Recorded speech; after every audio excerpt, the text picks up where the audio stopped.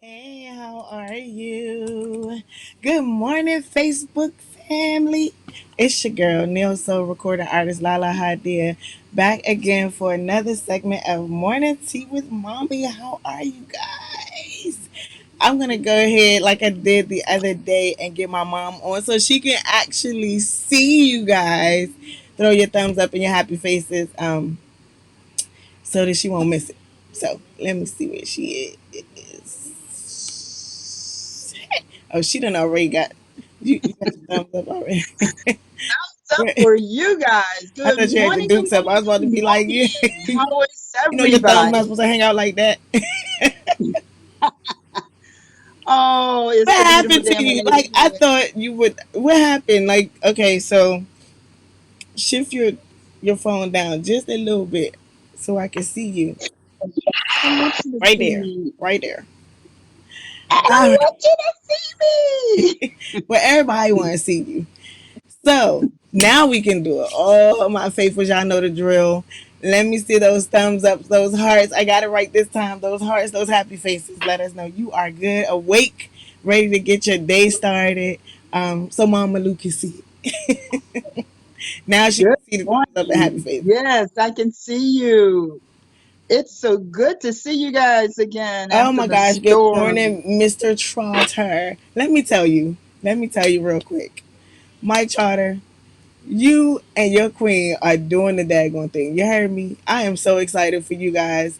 And please tell her when you see her again, like every time I know you, it's been a minute. I think Johnny played with you like years ago. So Mike Trotter, I need you guys to go follow him and his wife.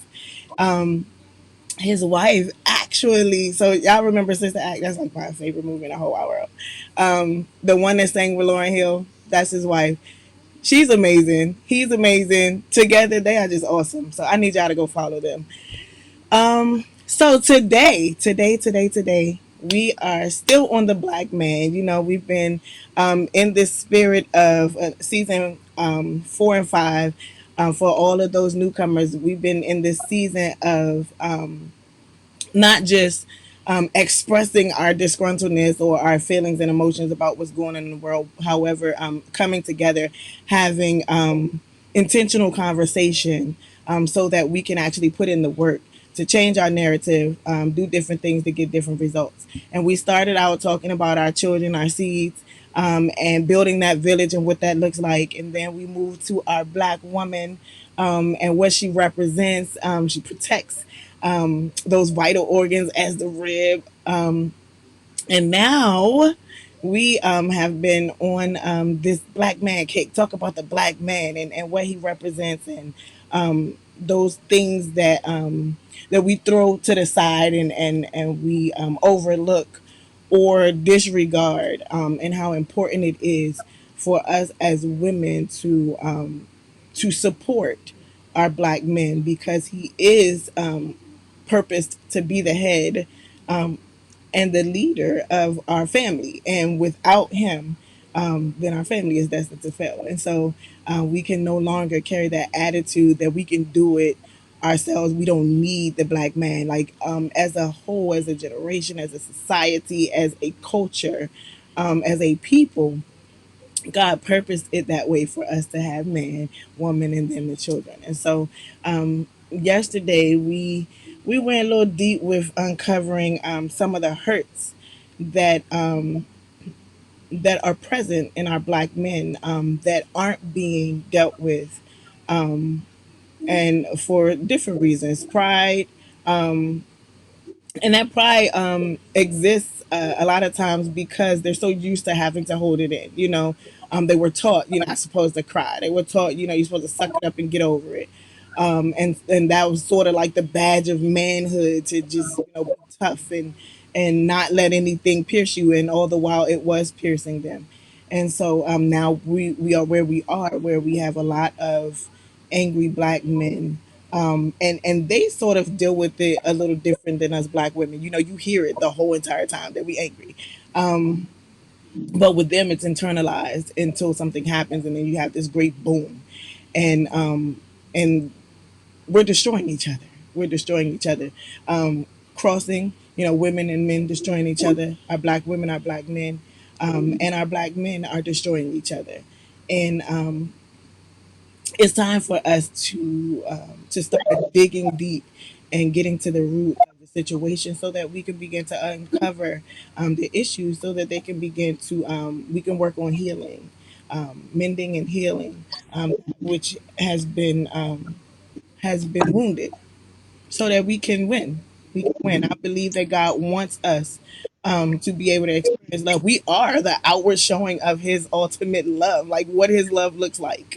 What His love looks like. And so I believe He wants us to experience that. So let's get it right, y'all. Today, we are talking about accountability. The Black Man, Part 4, accountability. Being responsible and standing up for the actions of our black man. You guys being held accountable for your actions, being held accountable for the position that you were called to stand in, and not allowing there to be empty space in that position so as to give the black woman the idea that she has to fill that void because you're already standing in it, you're walking in your purpose. And we talked some episodes ago about what that looks like even in a blended family. You can still be the covering, you can still be the leader, you can still be the head, even within a blended family.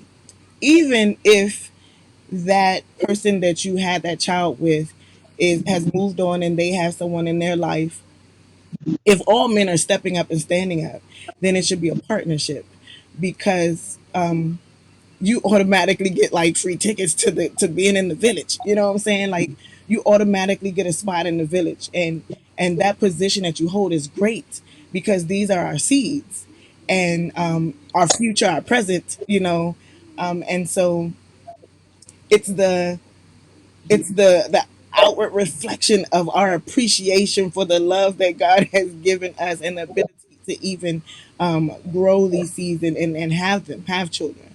And so it's a responsibility of ours to come together even if there are two men, one in this household and one in the other.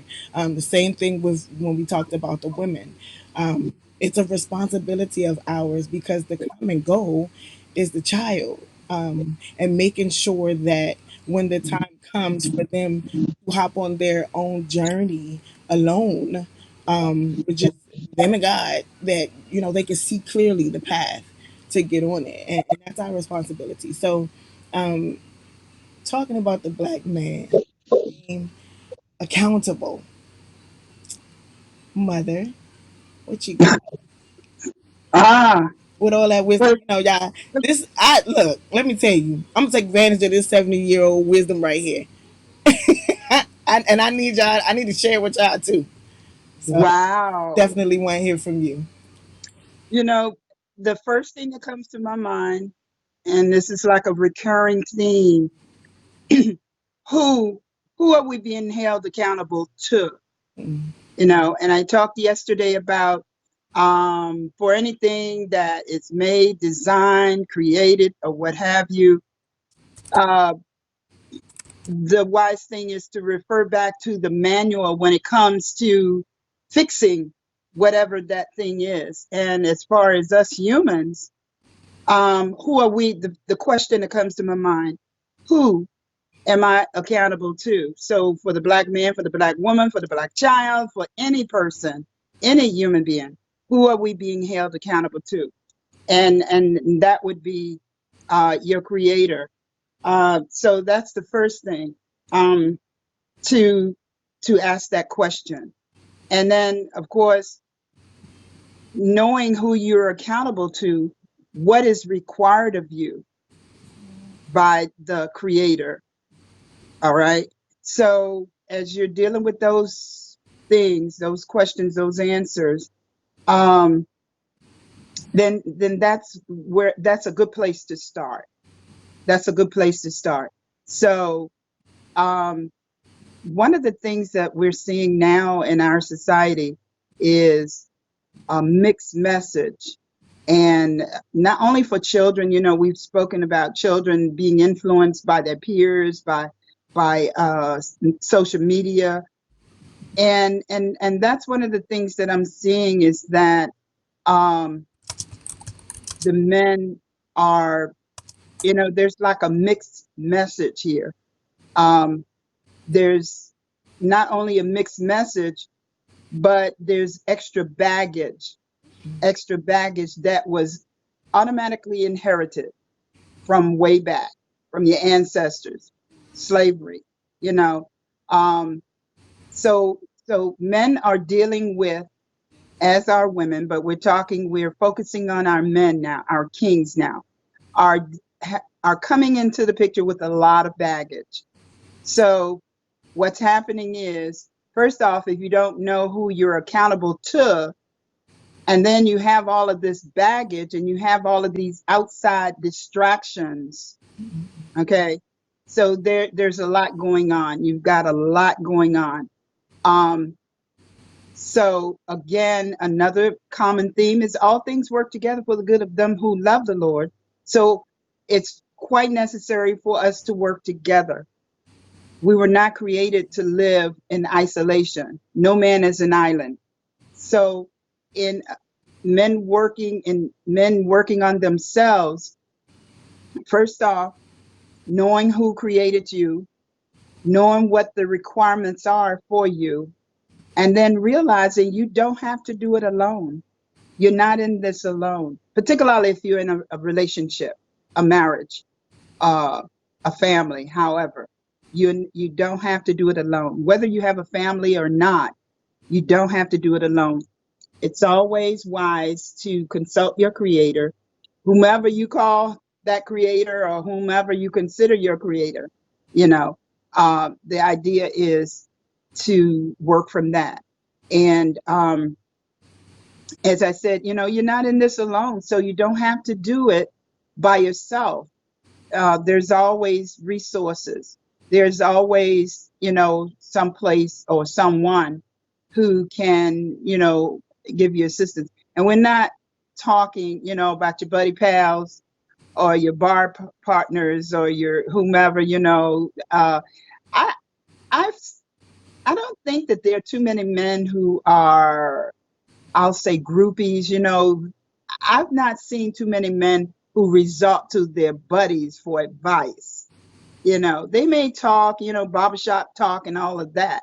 But when it comes to making decisions, usually men, they go on what they have. And usually what they have is, sometimes a little, you know, Scared. mixed up. Tell it like it is. Keep it real.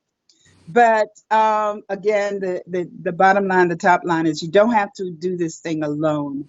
You know, we're in an integrated society. We were created to interrelate, and in doing that, uh, there's always help.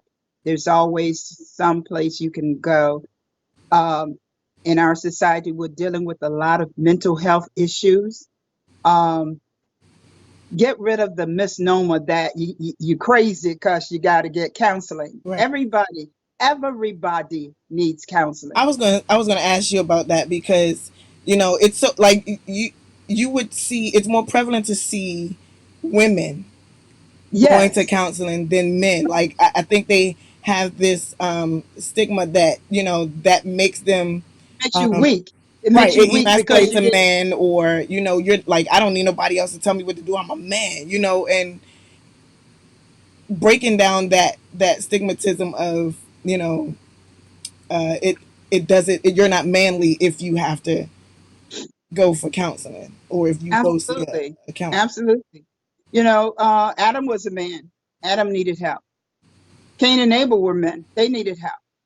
Joseph was certainly a man, and he needed help. There isn't a person you can go in your barbershop. Every other person in that barbershop needs help or could use help, whether they seek it or not. And it doesn't make you weak. It doesn't make you less of a man to realize it. recognize that you need help. And this is for everybody. Everybody needs help. At the end of the day, every single person, and certainly after situations that we're in now, trust me, I'm gonna tell you, counselors, hats off to my counselors out there, because you will be getting lots of business, or you should, after this thing is over. Um, and that's the thing. That's the main thing there, is to dispel the rumor, the misnomer that you're weak because you seek help. It's a strong person that seeks help.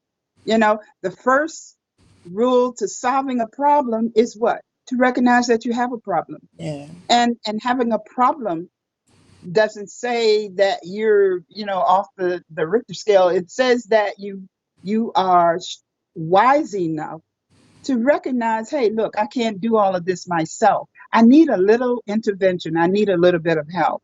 So I think that's where we are at this point. Um, first off, men, starting out from the boys, from our male children, giving them the indication that it makes you're weak because you cry. You're weak because you ask for help. Not so, not so. So I think that's where we are at this point, with the accountability issue, is recognizing, realizing that you're not in this alone, and that it's okay to seek out help, you know. And women, you're not always the best resource for getting your man help. As much as we want to, and I know, bless our hearts, we want to think that we have all the answers. Yes, we do want to think that, but not so. We don't have all the answers. So, there comes a time when we have to step back and allow our men to be men. And so let me ask you a question. You said two things, and one of them I wanted to kind of uncover some more in that, even down dealing with like our young boys, and having that myth that you're not supposed to cry. And how about even down to like when they're playing, they're at the playground and they fall, and it's like, get back up, you got this, you got, where if a little girl falls, you're helping her up. And so she has that natural, like, growing up, like, I can go to somebody, I can lean on somebody or whatever. But the boy that falls, he has to kind of like find his own way to get up. He can't get help, like, because that you're a boy, and dust yourself off and get in. And so now we see the grown-up version of that, where they're like, can't nobody tell me what to do. I don't need to go to no counselor. Or it transitions to the whole, I'm not going to no counselor for y'all to gang up on me, for you and the counselor to gang up on me and tell me how wrong I am. Like, they have a lot of males have that feeling inside of them that kind of pushes them a lot of away. a lot of baggage that they're coming to the table with. And my theory, Laviniology, is even girls at a when our babies are young, male or female, that we have to allow them to exercise their own strength. Whitney had a song, I didn't know my own strength. And we certainly, many of us do not know our own strength because we've not been given the opportunity to exercise that strength from early on. And that is, my theory is, even girls, when they fall, yes, you want to look out as a parent, the adult person, you're looking out to make sure that, they're, you at least allow them to attempt to get up on their own. When you see that they need a little help, yes, you're gonna, give them help within reason. Yes. And you're gonna use your knowledge as an adult, mature adult, to see that they are, able to get themselves up. But it's okay. It's okay to assist, as we go along. The thing about Christ, I'm gonna tell you, he gave and it didn't just start with us. He gives us He gives us enough for the moment, for what we can handle, as we can handle it. As you're faithful over a few things, can make you rule over many. So, that's the deal here. We have to allow boys and girls, our children, we have to train them to be warriors.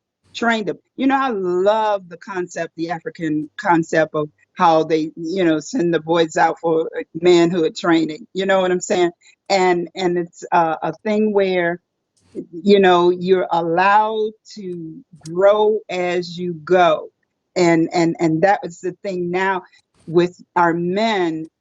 The major issue here, as far as the accountability issue, is first off, men recognizing who they are, whose they are, and then exercising the strength that you've been given, you know, and at the same time, women, as if you're in a partnership relationship, allowing our men, even if you're not in a partnership. I've seen situations where women, even in public, you know, uh, will see men and they want to, put their 2 cents worth in, hey, back up, back up. Give the kings the opportunity to be a king, and don't always feel that we have to be the one to, intervene and give that assistance. Certainly if you're in a relationship, in a partnership, it's like you're supporting each other. You're supporting each other. It's no shouldn't be the scale shouldn't be, off balance there. It has to be balanced. I know the colonel used to say to me, and I've said this several times, when we had situations that we didn't agree on, and he would say, with the point where we were sitting face off and we were talking with each other, did you not notice a little bit of improvement or change? Things that you were concerned about that I wasn't doing or that you felt I wasn't doing. Did you not see the little bit, And, when I stopped to think about it, I'm like, oh, yeah, I did, you know? So, sometimes we have to, women, let men be men. Well, all the time, let men be men. Just like, and you'll see that it creates that balance that there should be. When we allow our men to be men, then you'll see oftentimes how it we benefit from it. We will benefit from it because our men will be a little more sensitive to our needs, and versus hammering all the time, you don't, giving those you don't messages, instead of the you don't message or you never message. What about I I would, I really enjoy when you rub my back, or you know give those kind of soft messages. It doesn't make you less of a queen to do that. And so I feel like we need to, because I can already some of my queens on here, they probably I'm like sure. um I feel like we have to, there's a need to qualify um what that means when you say, because these are cliches that we hear all the time, and they sort of like lose their meaning over time because people just say them just to say them and don't really understand what they mean. And so that whole phrase of "let a man be a man," because what some of us queens see, what some of our fellow queens, our sisters see, they're like, so that's a man, like, cat calling, and so I'm supposed to be able to, I'm supposed to walk down the street with him, and it's okay for him to turn his head and look, is that a man? Is being a man, him yelling at me and telling me what I'm going to do, what I'm not going to wear, what I'm going to wear? Like, I think that it's important to understand, first, for a man to understand who you are, and what it means to be a man, what that entails, what that looks like, because I believe that's part of the problem. Just like when we were talking about with the women, there's a misconception of what it is to be a man. And so when that's coupled with "let a man be a man," it's like, wait a minute, like, so I'm supposed to let him do this, this, and this, and this, and I'm supposed to sit back and look pretty. What does that mean? it's important to understand what that means to be a man. And even raising our boys, what that looks like. Just like we That's a said very good earlier, like you question. were saying earlier, as far as having that misconception that it's not okay to cry. It's not okay to be sensitive about certain things. I remember at one point, and I'm being transparent, and he's probably going to throw a whole bunch of hearts because I'm actually saying it and admitting it. But I remember at one point, in my relationship with my husband, like he would say, like I finally like got him to like talk. We're like communicating, and it was at a point I was so used to um, guys that I knew just like holding things in and not saying anything or sharing their true feelings about a thing.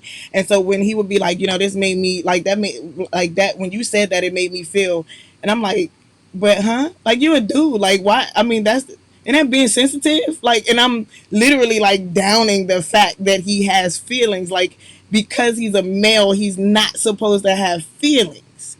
And so that would have been a contributing factor to keeping him, internal. Like,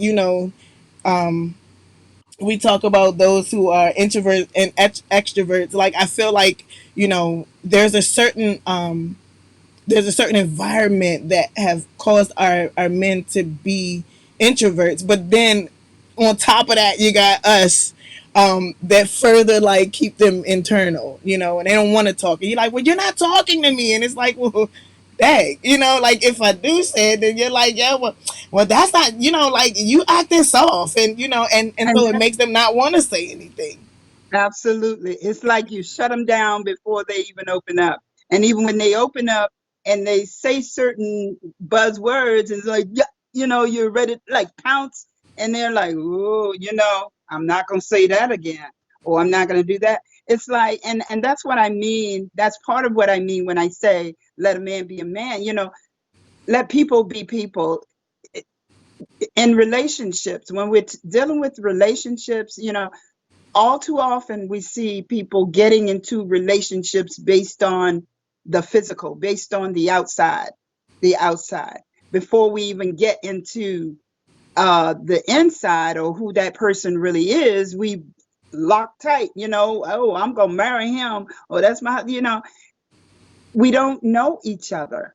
We don't get to know one another. That's true. And that's, when it's okay. And I way back in a previous episode, and I said, we were talking about dating. Yes, it's okay to date multiple people if Mm-hmm. you know how, you set the ground rules. You have those ground rules already in place. Understand It's dating not, has nothing to do when with we're sex. talking dating. It has nothing to do with sex. Nothing.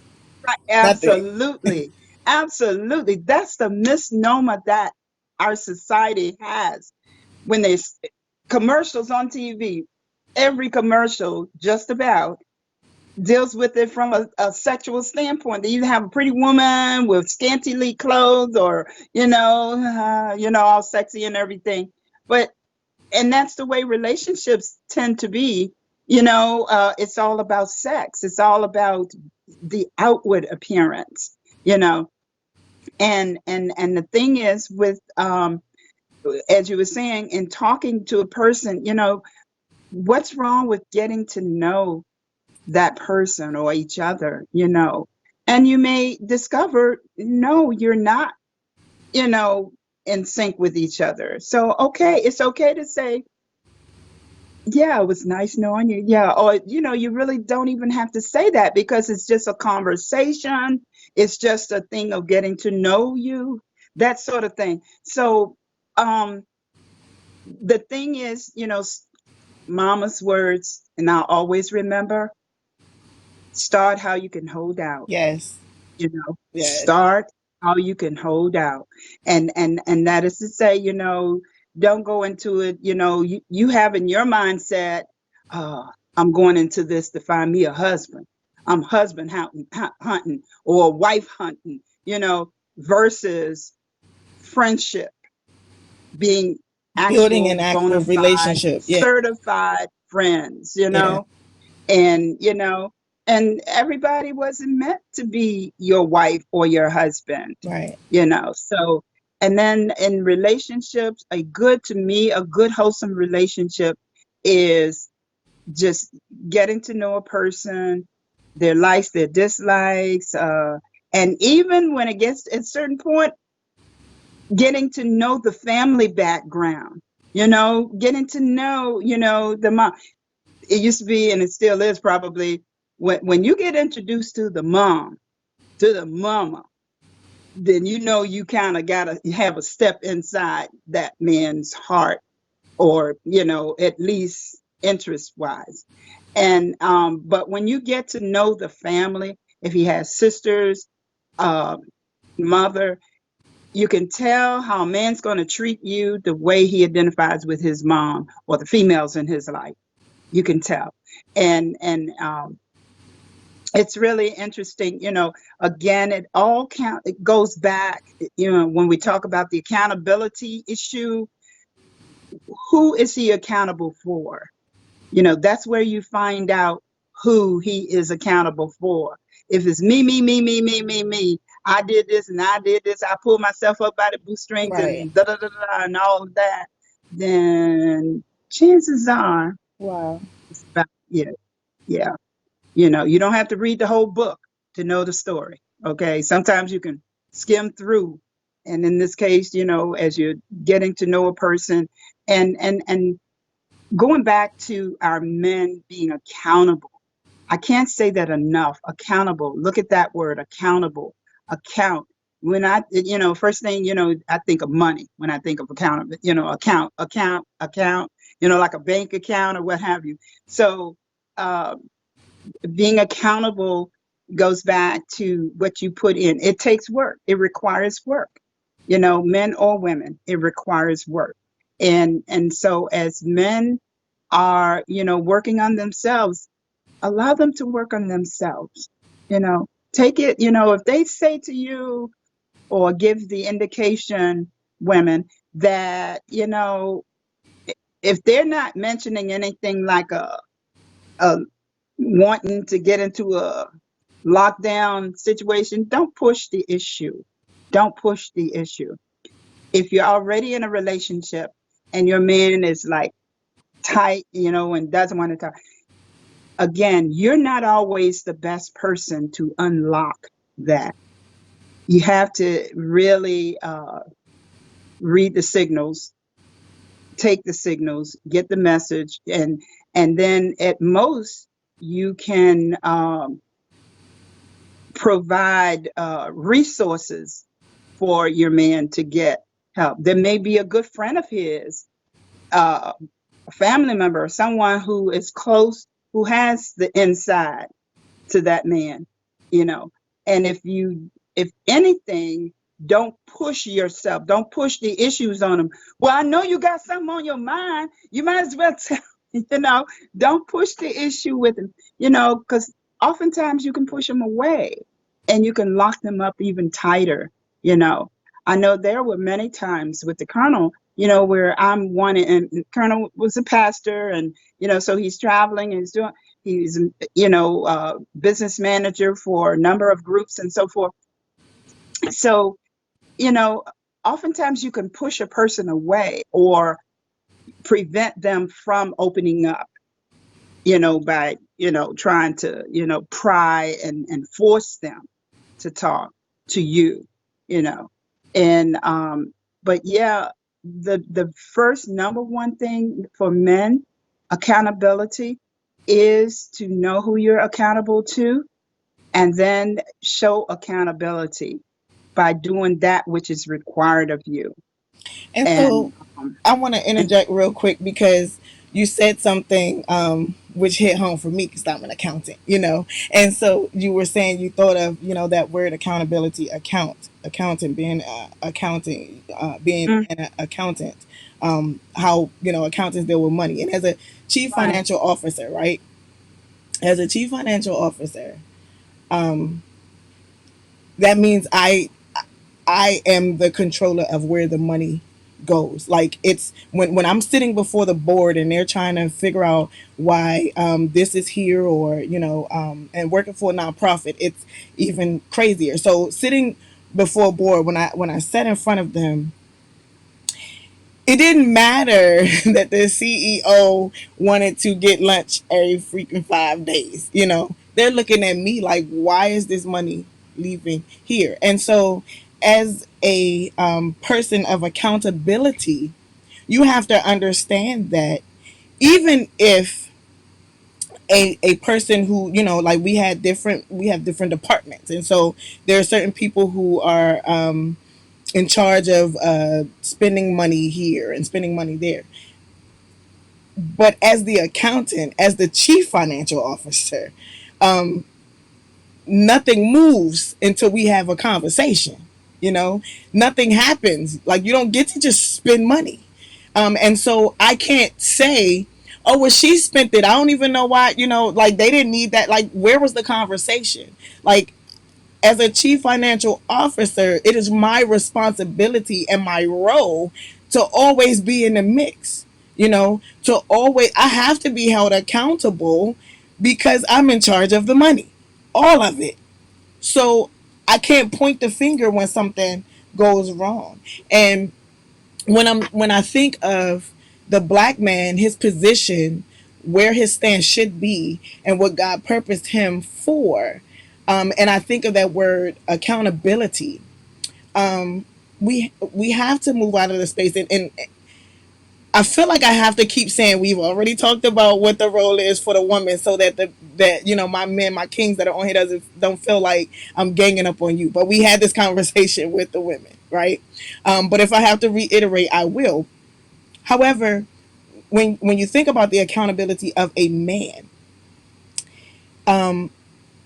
using the reaction or excuse of, well, she did this or she did that, is no longer acceptable. It wasn't acceptable in the beginning, because even when you look at Adam and Eve, God was like, Adam, where are you? And it wasn't even like a physical thing. It was, Adam, before there was an Eve, we had connection. Like, yo, we I walked with you in the garden. You know what I'm saying? We talked on a continuous basis. Like, there are several accounts of that relationship, that connection with Adam and our creator, right? Even before Eve was even thought about, And so when he asked that question after, Eve had been seduced and influenced by the serpent, and now, you've got this fruit that she's taken part of that wasn't supposed to happen because that was the rule. Adam told her that. However, my children and I and my husband had a Bible study about this. In a garden, in an environment that you're familiar with, because you you were the first creation out of the man woman, right? The relationship and the connection that you had with God told you, you can eat of all the fruit, but the fruit on the tree of knowledge of good and evil, I don't want you to touch it, right? And so, not, we don't know how deep that conversation went, but we do know he gave Adam that instruction. And so now Eve is creating. It's like, oh my God, like, yes, I get a partner, and thus begins the relationship, the connection with Adam's partner, which is a part of him, which Adam was formed from the dust of the earth, but God breathed into him the breath of life. So his breath, he was a part of God, that connection. So that same connection was an example of the connection that he was supposed to have with his mate. It was unlike any other. It was unlike any other. Every other species, God created the male and the female. He created the partner. And so they were separate and apart, but they had their partner. Adam, it was different.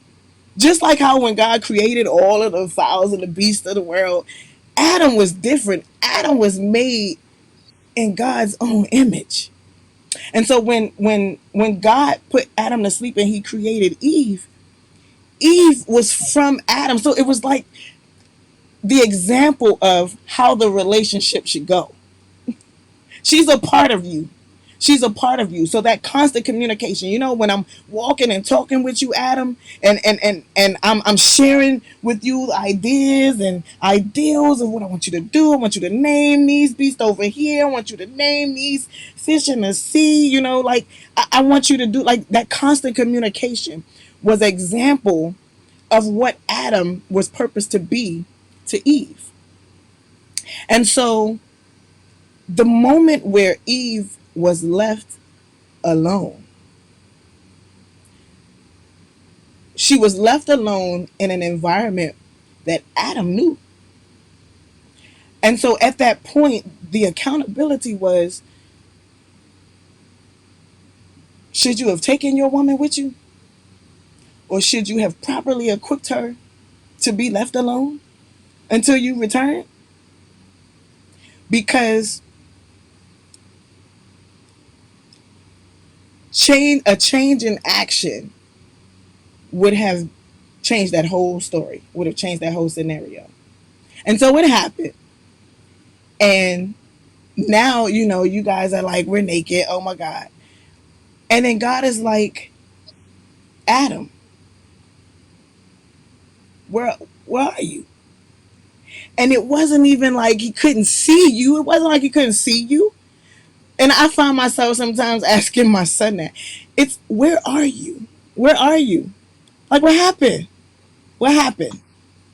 And the desire is to have that mentality again that Adam had with God, his creator, where he was in constant communication, that direct line, that direct relationship that he had, that connection that he had, because that was the pillar and the example, the grand example of how he should relate to this being that God created from him to be his helpmeet. And so standing in your space of purpose as a man, and what that entails, like you're the leader, you're the head. And so there has to be communication. And if you step up and stand where it is that God has positioned you, understanding what that position holds, what the responsibilities of that position is, how important it is, how vital it is, how necessary it is, and how detrimental not being in that position is to the family. You can't help but be accountable, because everything what your children do, what your spouse does, even those who are in a, I don't even want to say broken, but in a situation where they found that, okay, God, I got it wrong. Wires was crossed. I thought this was the one. Is not. But you've created seeds, children. Even in a situation like that, how they react, there's a level of accountability that a man should have, a level of responsibility that a man should take in order that that doesn't happen. I've seen blended families where it's all the way blended. Like there's a whole entire family right here and a whole entire family right here, and the connection are some kids that are in between. And then there are other kids involved from those two families. And there's no issues. There's no issues. Because the men understand their position, they understand their purpose, and they understand that they are the heads. They are the heads. What they do and don't do have a domino effect of what happens. What trickles down to his wife, what trickles down to the mother of his children. And having a man over here and a man over here, it still don't make a difference. That makes for a mightier force. Like, hey, dude, like we know what we supposed to do. And so you have the family gatherings, and people who are on the outside looking in are like, I didn't even, okay, I thought they were all just related. Like I didn't even know there was like a, oh, that's her daughter, that's her. It should be that way, to the point where we just family. And what you see is love and respect,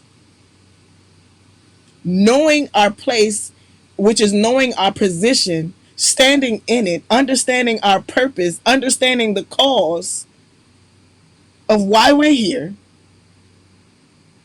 what God purposed us to be here for, understanding the blessings, our seeds, and knowing our role in cultivating our seeds to grow into flowers.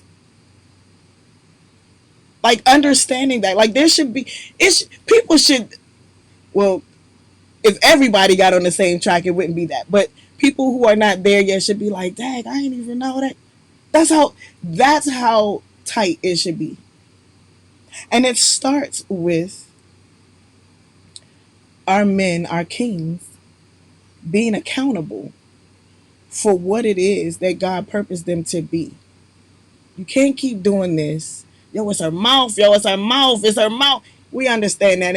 And women, we got to work on that too.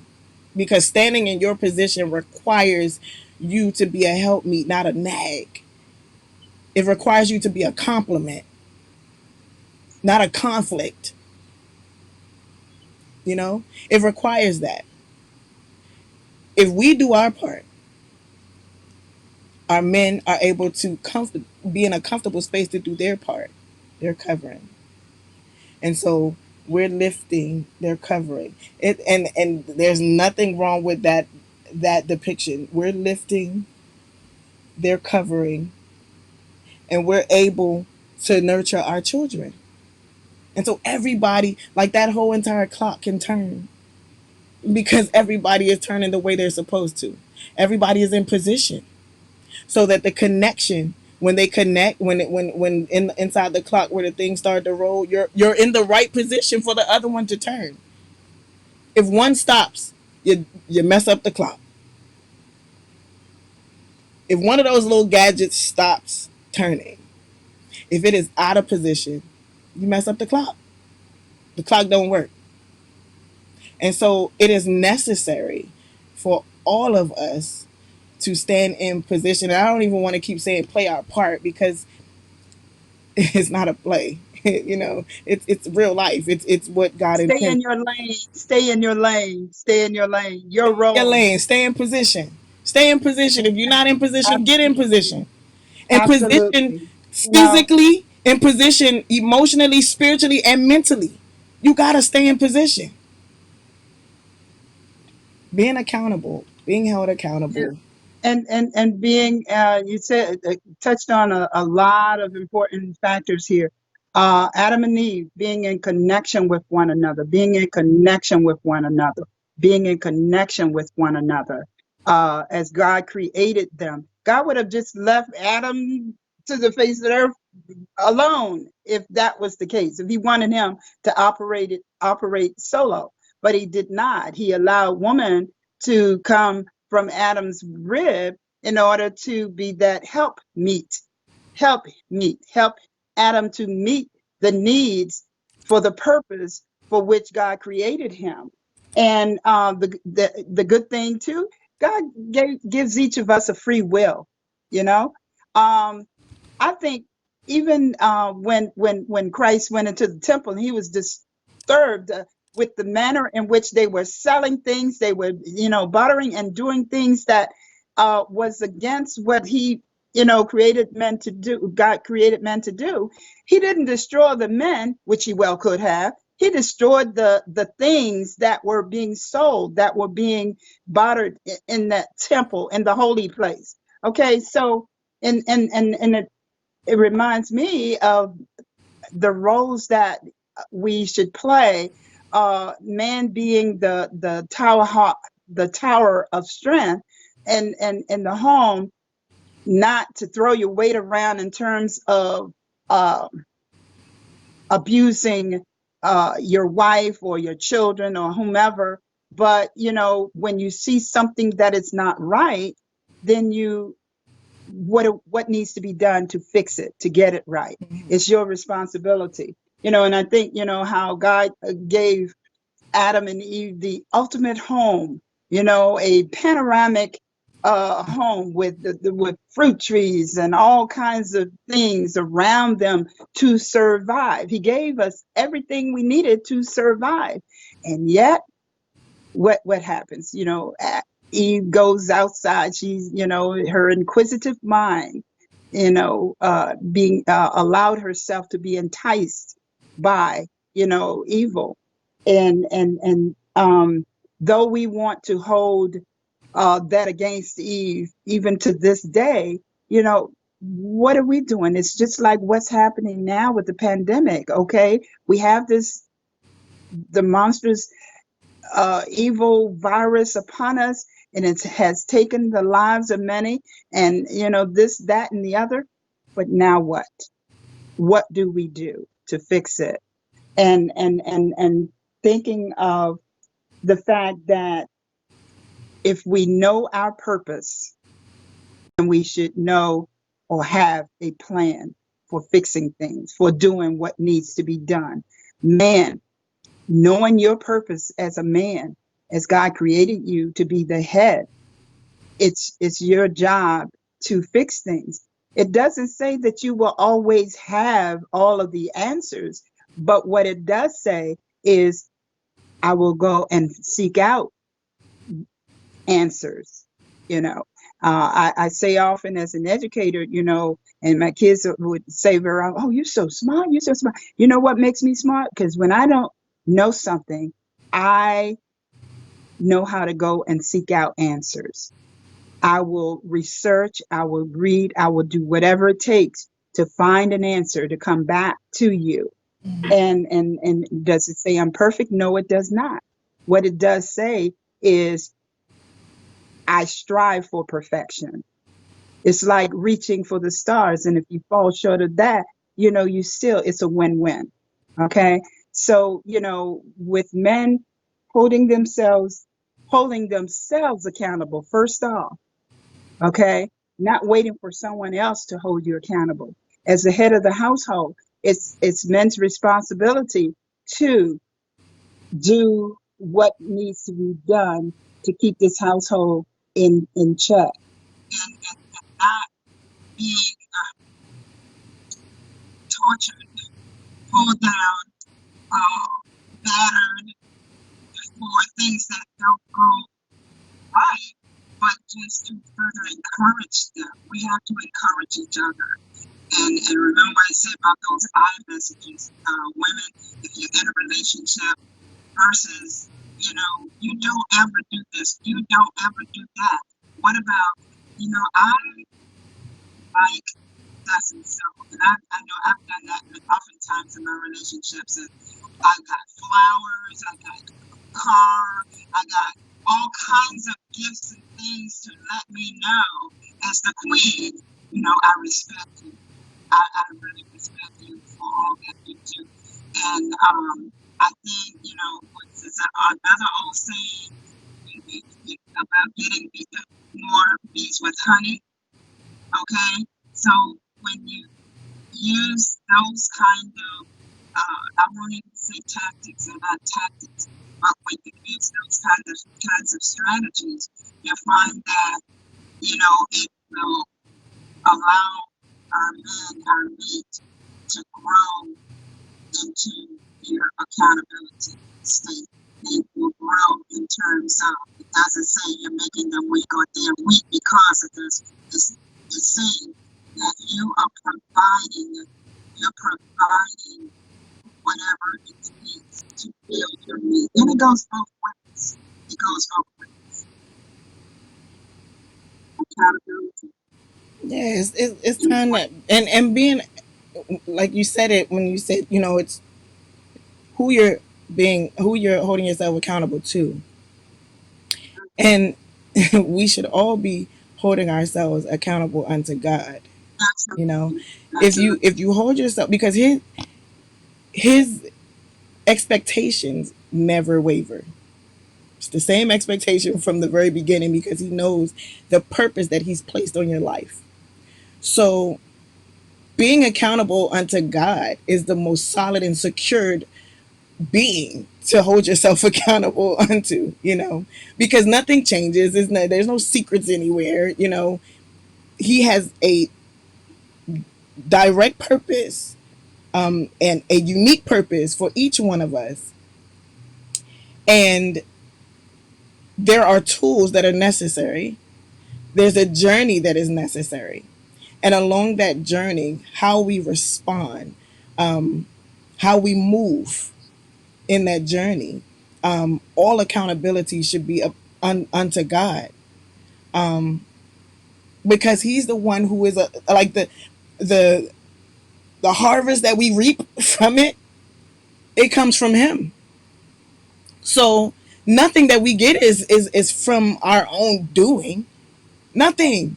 Like I've heard people say, well, I've never really prayed, and so I don't, I don't feel like, I get, the things that I've gotten from God. Like it doesn't matter if you pray that. That's called mercy. It's called mercy and grace. That's what it's called. Nothing that we have obtained is without the approval of God allowing it to happen. And that harvest that He wants so much to give us, like where you're in that Garden of Eden, that Garden of Eden in your life, like that harvest that He wants to give you, that environment of everywhere you look is like, whoa, like I got everything I need, that He wants to give you is directly tied to you understanding your purpose and the responsibilities surrounding it, operating in your position, staying in your position, and exhibiting all of the examples that He's shown you in His relationship with you. For men, it's how does God relate to you? How does He relate to you? That's how you should relate to you. How many times have we yelled and screamed and cursed God, and turned away from Him? He's always there, but we've turned away from Him. How many times have you done that? And God is like, yeah, all right, come on, let's go. Dust yourself here. Let me clean this up. We're gonna try this again. How many times has He done that? That compassion, that love. We keep going back to love. God, that we are the absolute product of the love of God. That's who we are. Our creation is the outward showing of God's love. And so that's how much He loves us. Like, and that love that He exhibits when He's in communication and relationship with us is the same love that He expects for us to pour when we are in relationship and communication with our fellow man, with our brothers and sisters, with our wife, with our husband, with our children. It's time for us to get it right, kings and queens. 8:30, man. You got one last thing. 60 Wow. seconds. God has everything and everything belongs to Him.